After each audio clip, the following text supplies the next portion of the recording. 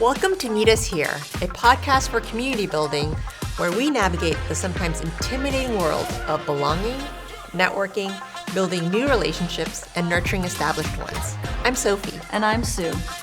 Ever feel lost in a sea of faces and longing for a real deep connection? Us too. We found ourselves at a women's networking event at a magical tea house, and an instant click sparked a life-changing friendship. This podcast is our way of sharing that magic with all of you. In each episode, we'll bring you inspiring guests with relatable stories to empower you to forge meaningful bonds, from being honest with yourself about fake relationships to prioritizing the most precious ones. So grab a cup of tea, get comfortable, and let's dive into the world of expanding your network and deepening connections together. Sophie, let's tell everyone how we met. Sure. We met at a women's networking event. I think I was looking to build my network and meet other amazing women and stumbled upon a tea house, yoga studio tea house in the heart of San Francisco. Yep. And the minute I walked in, our eyes locked. It's like I saw you from across the room, like, I need to be here. You came to the table and you were just glowing and your energy was bubbly, and I knew right away I needed to know this person. I totally leaned in. I wanted to hear everything that you had to say. I wanted to know you, and I wanted you to know me. Likewise. I think we had the same energy, and I think that just kind of brought us together. Yeah. So, yeah, and ever since then, we've just been communicating, texts, calls, meeting in person. I think proximity does matter, and I think, you made an effort, and I make an effort to show up as well, and I think that's what fostered this, why we're sitting here today. When you meet someone that you want to get to know better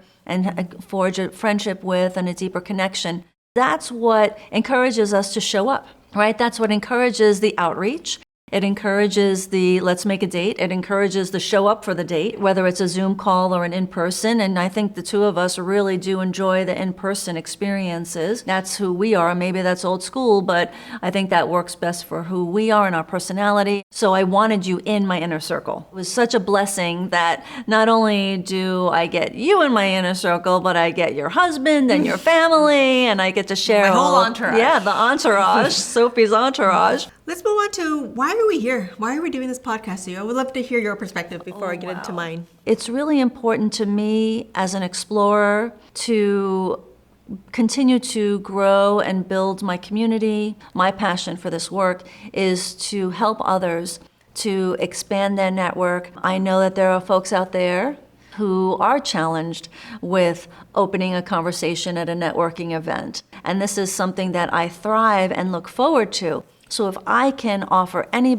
piece of my experiences, my tips and tools, what has worked for me through this podcast, then I'm just helping a massive amount of people. Even if it's just one step at a time or one small tip that sparks something in someone to say, okay, I can do that. It's not a leap for me to feel intimidated going to a networking event or approaching someone in a lunchroom or pitching my business.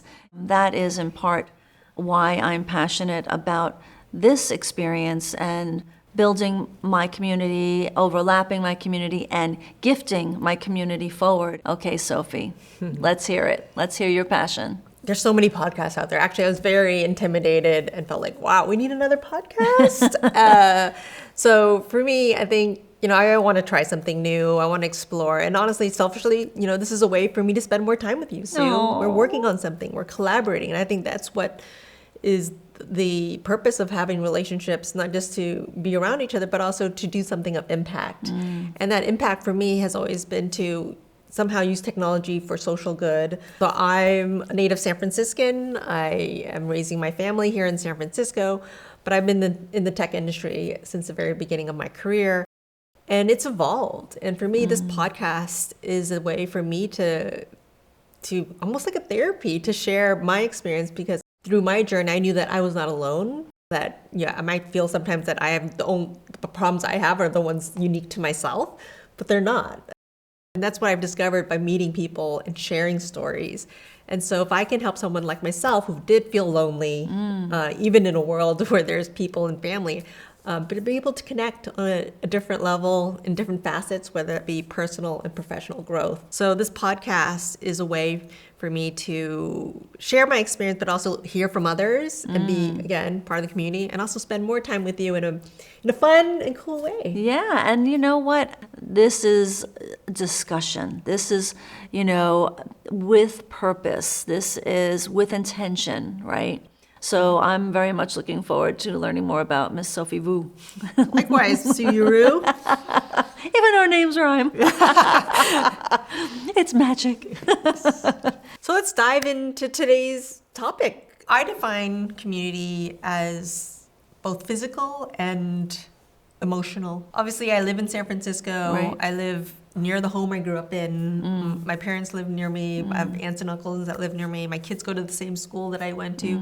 So that in itself, for me, is that physical proximity and presence of being in a community that's been established for quite some time. The other aspect of community is just the different aspects of yourself, right? So I'm a mom, I have a career, I'm a founder, entrepreneur, I'm Asian, I'm a woman, and I always say, like, if you're a redheaded and polka dotted, there's a community for you, right?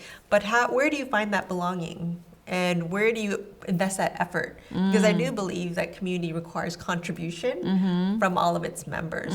So I think community is about the sum of its parts, and taking that entity and doing something with it, So having some type of impact. Okay, so would you say that community also is focused on a similar goal?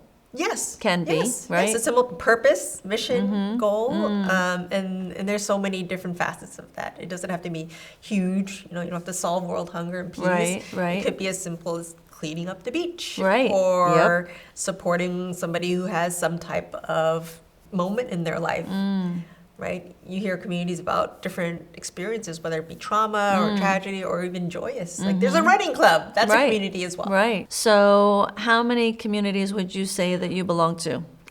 And that's where it gets funny or tricky. a little unwieldy because, again, there's so many facets to ourselves. So I belong to, obviously, the neighborhood that I live in, the schools that my kids go to, my workplace. I belong to a social community at the Ferry Building. I'm part of women's founders groups, women's executive groups. Yeah, I think quite a few communities actually. And for me, it's like, how do I invest that time? How do I be present and contribute? And what would you say about that? How do you do that? It's tough because It's I do challenging. think today's communities are somewhat broken because there's so many. They're so easy to start, but very difficult to sustain, right? Because it requires that input, that effort.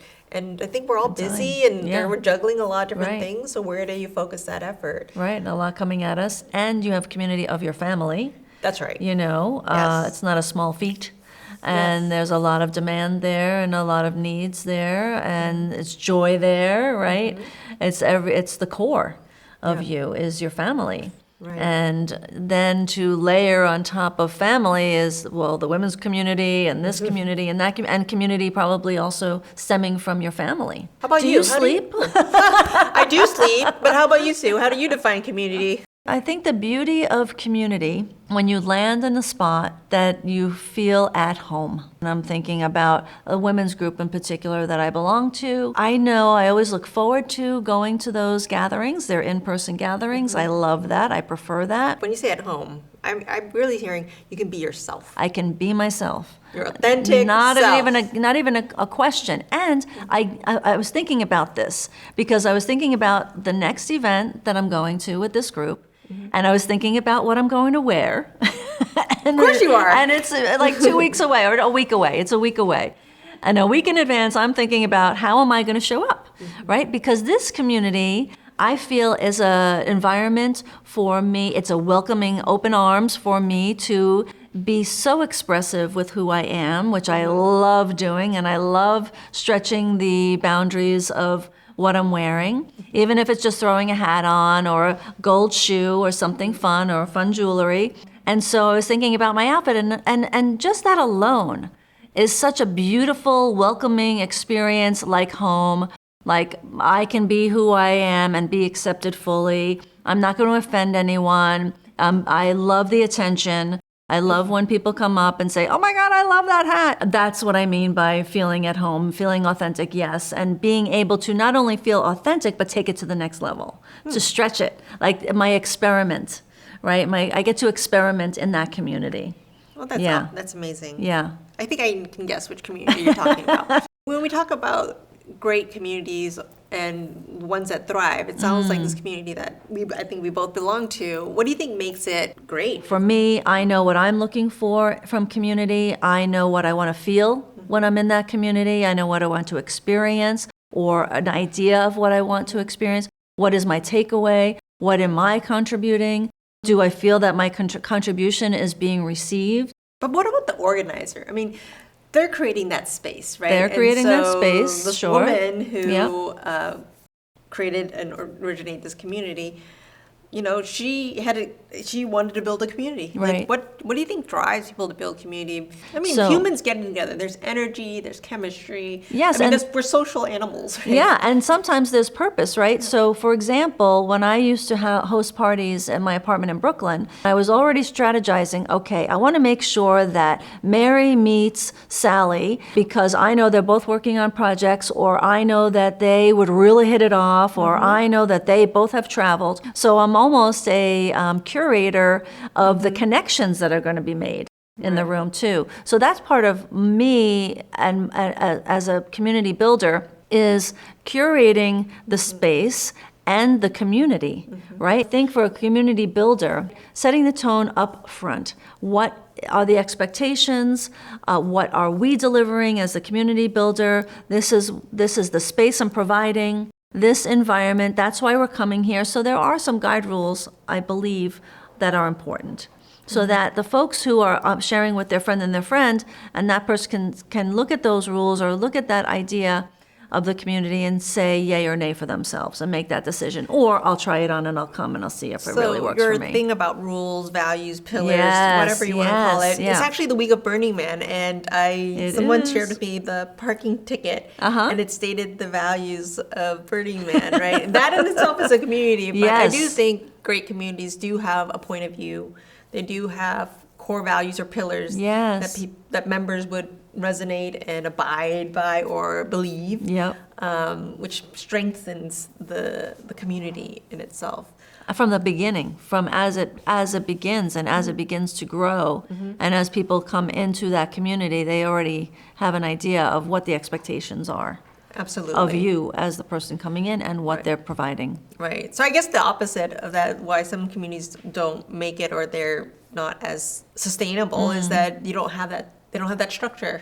They don't have like what they stand for. Right. Right. I know a few communities that started out very well, but then lost their perspective and their footing. Okay. What is their stance on certain topics and trends and world happenings, and you lose the members, right? Right. When you don't stand for something or whatever the members signed up for in the first place. And I won't name names. Sure, but, no. But we're Right. talking about, how do we build strong communities? Yeah. And I think obviously it starts with the organizer and the foundation of what the community stands for, Right. and then how do members, what is it, the rules of engagement to policies or conduct within a community. Right. So it takes work. And I think sometimes people think, oh, it's so easy to build a community, I'll just get a bunch of people together. Right. And that magic will happen. No, it actually doesn't. Right. That magic is actually facilitated. Right. And curated, as you said. Right. Have you built a community of your own? Have you had that experience beyond two or beyond family? Yeah, I mean, I did it for companies that I used to work for. So we would create user communities where you have the ecosystem of customers, partners, employees. It was always built around a product. Right, right. Right. You think, Nike has a community, Apple has a community, but Those I guys. built communities for the companies I used to work for as a CMO. So Right. that was part of our strategy to drive thought leadership and engagement and advocacy among the people that were using our products. And it's something when someone from the community does spread the word and say, hey, you have to join this group, just as you did. You said, well, hey, Sue, here, we met at a women's group, but there's this other women's group you got to come check out. I think you would really, really love it. And then when I jumped in and came to the first event, I was in tears. with Oh. the founder. Yeah. With the founder, thanking her for creating this community and for opening that space and creating a safe, fun space. And then to see friends of mine or people that I had met years back who were in this community, in this space. And that made it even more exciting and I'm home feeling, you know? Right. Yeah. Yeah, I do think ultimately strong communities have a physical space. I don't know. I mean, I'm probably controversial. I mean, there's obviously tons of online communities, Online communities, but yes. I'm seeing a lot of in-person communities making a huge comeback. Yes, I am too. And I actually prioritize those ones, although it does take a lot of effort. Obviously, get out of your pajamas, get out of Right. the house, and show up. But it is way more worthwhile and more energizing. The online and versus in person. I recently jumped into an online experience, remote. You could see everyone, but I did not feel it was my community. I felt detached because I Of the really medium do, or the of the topic? medium, Okay. of the content, and all of that. So I did not return. Do you think you're limited with an in-person because of proximity? Are you missing out from those folks who are remote in other parts of the world, who have something that you want to learn more about or learn from or teach or share or exchange? Do you think that the in-person then limits us? Or is it just kind of like you got to get lucky? What is your thought on that? Well, there's a lot to unpack there There because is. I think it depends.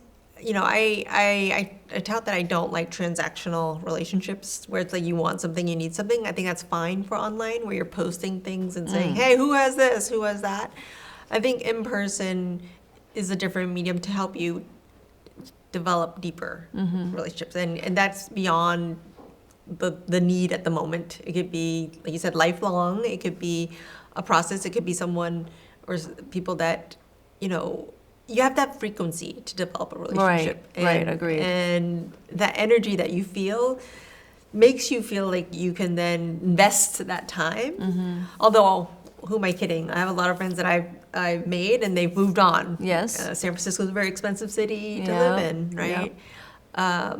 No, I don't know what the answer is. I mean, I do believe in luck. I do believe in timing. And I do believe certain energies bringing certain people together. Yeah. I mean, I don't say one or the other. I mean, Yeah. I prefer based on what type of relationship I want to develop. So if it's more transactional, more needs-based, then online is fine. Yeah. Yeah, I don't know if I can grasp fully, and I think that right now in San Francisco and where I am with my career and who I am at the core, an old school Gen X, being in person is much more preferred for me. I just feel that there's so much more that happens. More dimension. More dimension. Thank Right, you. That's you get exactly body right. language, Yes, right? exactly right. Yes. So there's so many communities too, but I want to ask you about, do you pay to be a part of these Yep. communities, or do you do free communities? What's the pros and cons? Yeah, of pros paid and cons. versus free? Interesting, very interesting topic. Yes, I pay, and no, I don't pay. Right? Well, we pay in our time. Right? Yeah, that's Time true. is very That is precious. Yes. Yes. I pay, and I feel that what I do pay is a value to the person who is running the organization. It's a value to them. I know what they're doing with the money. That really is helpful. Right. To Community know. building is a thankless Yeah, job. it is. It is. And I feel that knowing where your buck goes, I think that is everyone wants to know. Whether, you're paying for food or clothing or investing in a personal trainer or a coach, as well as a community, right?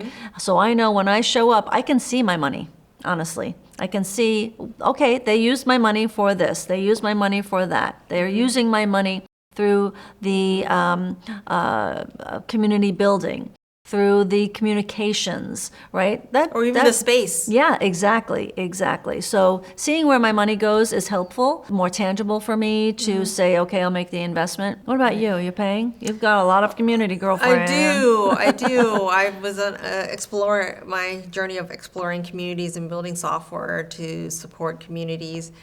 And I did a ton of research and interviews around paid membership-based communities to free. For me, ultimately, some are free, it's fine, but I think paying, but it shows me that there's people that are willing to put some skin in the game. There's a layer of filtering, right? Because as you know, if it's free, you don't pay attention to it. If you're asking something for support, people are not going to show up, right? I do think paying creates accountability, creates, that ability to be present because, some people pay and they don't show up still. I'm not saying it solves everything, but I do think there's that layer of involvement in that engagement because people are paying. So they want to prove that value or show that value or receive that value versus a free community where you just have a ton of people, but they're all kind of going in different places. Right. And so speaking of, a strong community versus a weak community, I find that,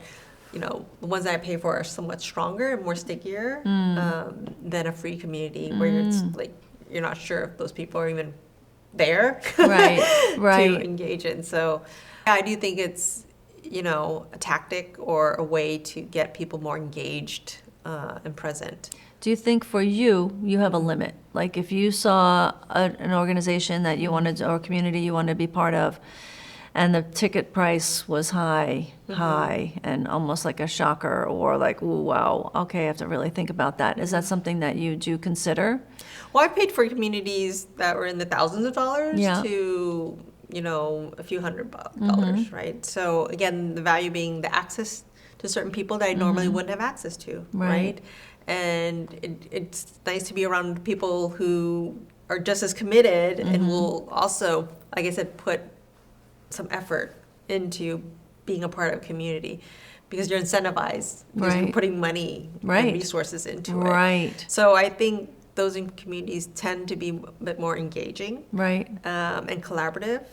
But at the same time, I've played for other communities that I did pay a fee and it wasn't as well. So it disappointed you? Yes, yes, because again, I think everyone's busy, everyone's distracted, and it's up to the organizer to figure out where to meet people at, right? And the influx of WhatsApp and messaging and Slack and channels, and it didn't feel fulfilling for me to be engaging on digital channels. Would you then totally drop out?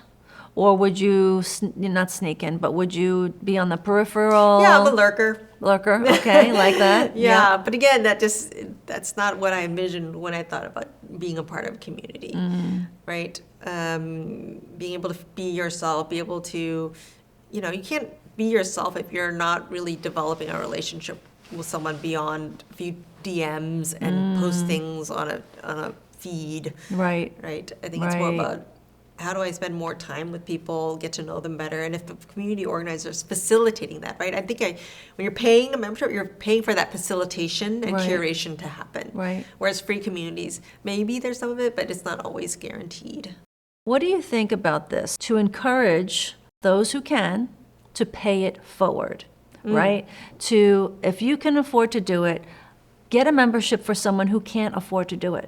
Whether they're a mentee of yours, a mentor of yours, a friend, someone who you're just meeting in the peripheral of the community, or someone who you'd like to bring in, but you know that they can't afford it.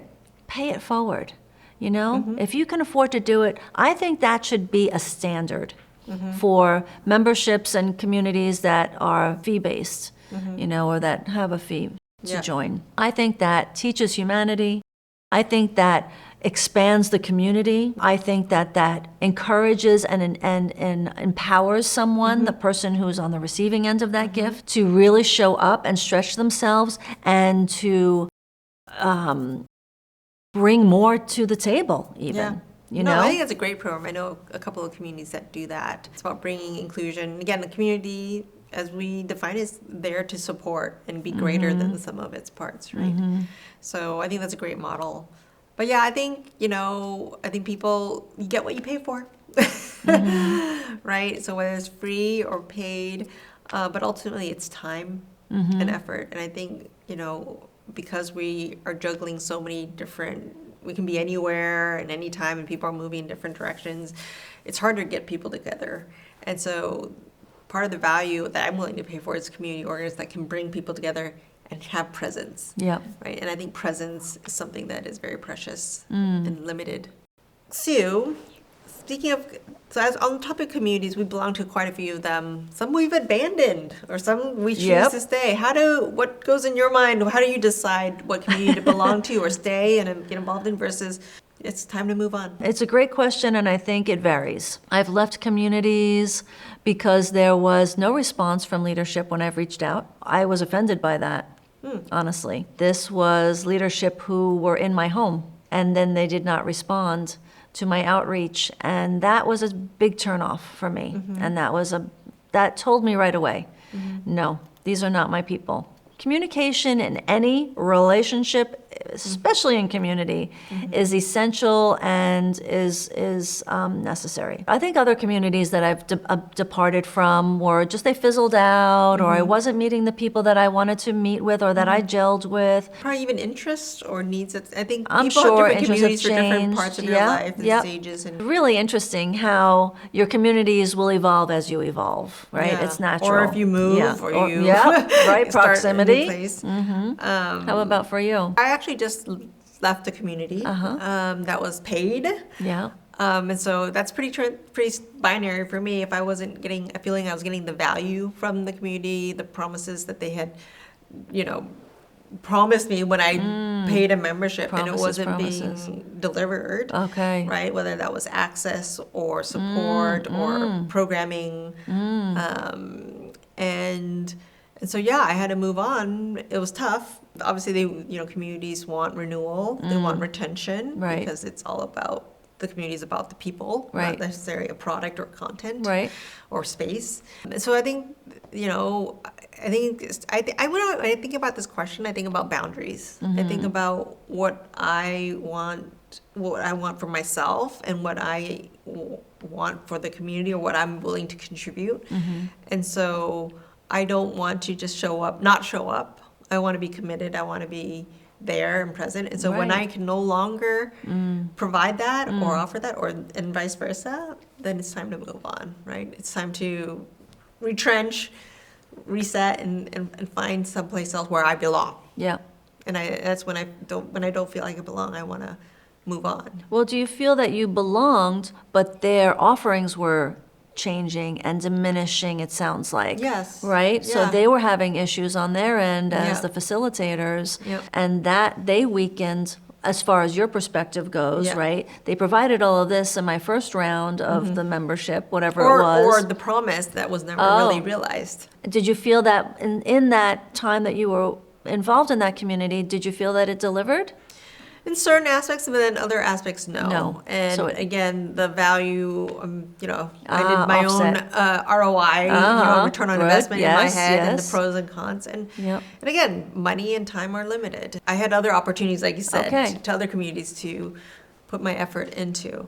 But I do think, it's about evaluating what works for you, where you thrive, Yep. and where the communities do bring out the goodness in people. Yeah. But also, again, the contribution matters. Yeah. And so if I can contribute, where does my contribution matter most and have the most impact Nice. is how do I decide whether to stay or join a community.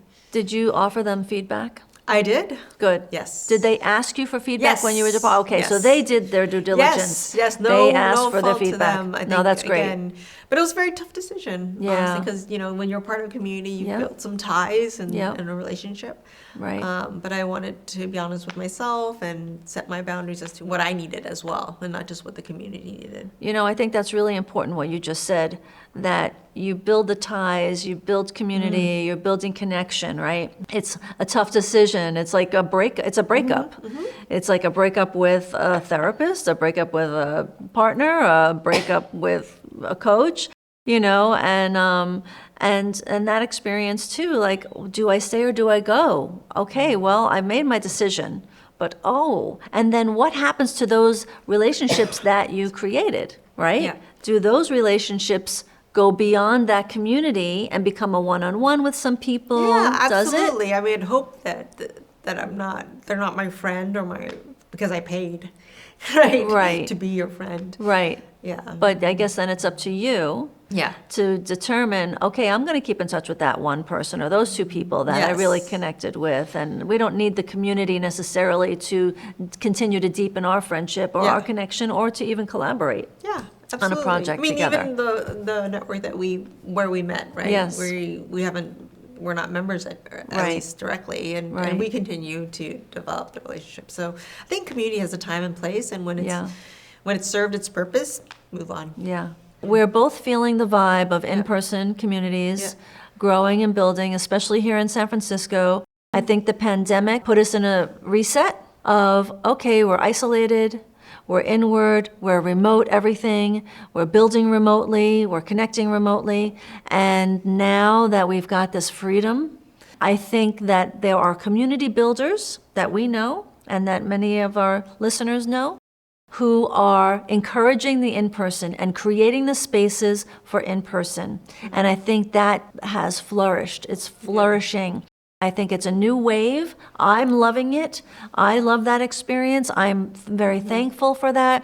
I get to go shopping and buy a new wardrobe. And that's what I love. And so the in-person thing, I'm so thankful for. I feel passionate about this project for people to come and listen and learn some ways and tips and even our energy about meeting in person, that it might help those who might be intimidated by that or turned off by it completely or putting their big toe in the water of it. I hope that our messaging and our enthusiasm for in-person community really helps people out there Absolutely. to take a risk. Absolutely. So it's about that time of the show, Sue, where I'm excited to share with our guests. Wrapping it up. Yep, share with our guests, our listeners, about what to expect in upcoming episodes of Meet Us Here. And we promised you guests. And so we are going to create a format where what we're called Get a Guest. So Sue, explain to us what Get a Guest is. We are encouraging each of our guests. We don't have a guest today. This is our pilot. It's just Sophie and Sue. Just get us. Just us. We are going to encourage our first guest to get a guest for us and our following episode, so that we are continuing to grow our community here at Meet Us Here.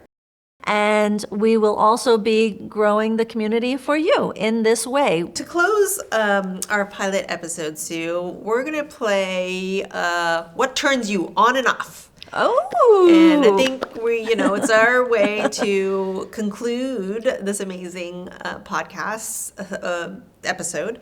So what turns you on or off about in-person networking events? That I get to look at someone face to face, in their eyes. I get to hear their voice up close. I get to see them from head to toe in how they're expressing themselves. They, in tune, get to see me and how I'm expressing myself. And that energy that you feel between each other. When a person like Sophie walks into the room, lights up the room, and tells you right away, I need to meet that person. Thank you for that message. Thank you for that energy. That would not have happened necessarily on a remote, non-in-person event. So what turns me off? Wow, there's a lot. I think there could be a lot. I think when the event is not fulfilling, when the event is just boring, I've just wasted so much to get there, be there, prep for being there, et cetera, and it does not meet my expectations. And you, what turns you on, baby, in person? Obviously, very similar to you, the energy, the ability to interact and see people physically, body language, eye contact, outfits. I do appreciate good outfits and good style. outfits and style. Also, if they have good food and venue. Love the food. Food and venue matter to me. I mean, in person is back, and I feed off of that energy. And just, being in person, you can, I hate to say it, judge a book by its cover, but you can get a sense of who you would vibe with, right? Yeah. Where would I invest that time into building a relationship with? And what turns you off? Not knowing who to meet. Uh-huh. Room, walking into a room and like you said, lost in a sea of faces, and going, okay, I have certain objectives. I want to meet my co-founder. I want to meet an investor, or need a new golf buddy. Yeah. it's hard to, work a room and have, small talk and not Right. know who in the room who I'd actually want to have a conversation with. So for me, that frustration is like, we have all this technology, but we're still going in and hoping to get lucky. Yeah. And so it And I requires gotta the pick. host or And the the look. hostess Right. to give me a warm intro, Right. spend some time getting to know me and all the people. That Yes. curation Yes. matters. So That's that really turns me off important. when it's just a random, like luck of the draw Mm-hmm. type of event. Thank you for being here. Thank you for meeting me here today. And I just want to say, Sophie, not only are you a beautiful person inside and out, you're damn smart. You are so bright. Yeah, we should do. This is why I like being around you, You Sue. see? All these affirmations. I mean, Yeah, it's good. I could Write 'em share down, the whatever, same. yeah. Well, I'm super excited about what's to come. Lots of topics to unpack. Yeah. And I'm excited about the guests and who Yes. their guests are going to be on the show. And love to hear feedback from our listeners as well. So it's not just our show, but it's your show as well. And thank you, Sophie, again. I'm so excited for what you and I are going to learn about each Me other. too. Oh my Me gosh, too. this is so exciting. Meet us here. Meet us here. That's all for today's episode of Meet Us Here. We want you to feel compelled and inspired to make more meaningful connections. Remember, you're not alone, and we're here to listen and support you. Thanks for joining us. If you enjoyed today's episode, you can support us by subscribing, leaving a glowing review, and most certainly sharing it with your community. We also invite you to connect with us directly. If there's someone in our network who you would like an introduction to, please don't hesitate. This is what turns us on as super connectors, is to build your community as well. And don't forget to follow us on social media for more tips and stories about community building. Until next time, I'm Sophie. And I'm Stu.